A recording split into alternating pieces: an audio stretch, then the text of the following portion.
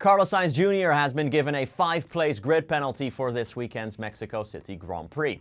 The penalty was given for Sainz's attempted overtake on Kimi Antonelli during Sunday's US Grand Prix, where the two cars collided and the Spaniard had to retire from the race after. Sainz was the only retirement from Sunday's race, attempting an overtake into turn 15 as he had done on Ollie Bearman already. However, Antonelli closed the door as he turned into the corner, leaving the 4-time Grand Prix winner with nowhere to go but the side of the Mercedes. Antonelli tumbled down the order but was able to continue, although he only finished 13th, while Sainz had to park his Williams. After the race, the FIA deemed the incident to be the Spaniard's fault as he was never alongside or ahead of Antonelli. The punishment was to be a 10-second penalty, but as he didn't finish the race, this is converted into a 5-place grid penalty for the Mexico City Grand Prix this weekend. Is this the right decision, or was the DNF enough punishment in and of itself? Leave a comment down below.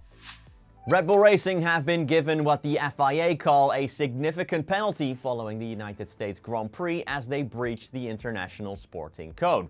An investigation found that one of Red Bull's mechanics went back onto the circuit well after the formation lap had already started, and the team's been penalized for this. It was a very successful weekend for Red Bull, netting 41 points in total, as they are now just 10 points off second place in the Constructors' Championship. Max Verstappen took his 5th win of the year as well, but it wasn't a perfect weekend as one of the team's mechanics re-entered the gate after the formation lap got underway. The team has been handed a €50,000 fine for the incident, half of which is suspended to the end of the season on the condition there are no similar breaches. Lauren Mekies has responded to this, calling it a misunderstanding as according to him, all Red Bull mechanics were positive they followed the marshal's instructions. An expensive misunderstanding then.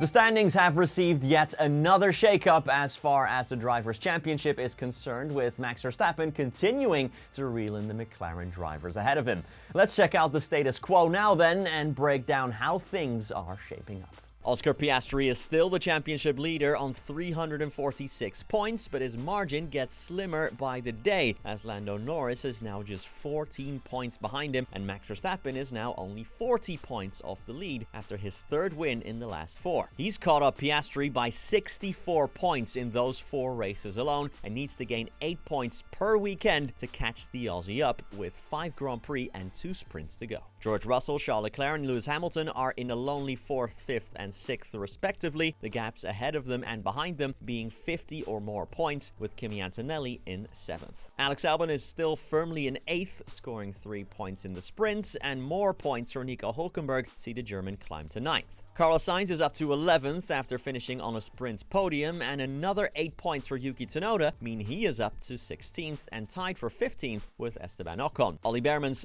5th point scoring weekend gets the rookie up to 18th, while Franco Colapinto is still the only active driver without points. Well, that's been it for this morning's news video. I'll be back later today with the next one, so keep an eye out for that. But in the meantime, thank you so much for watching this one, and peace.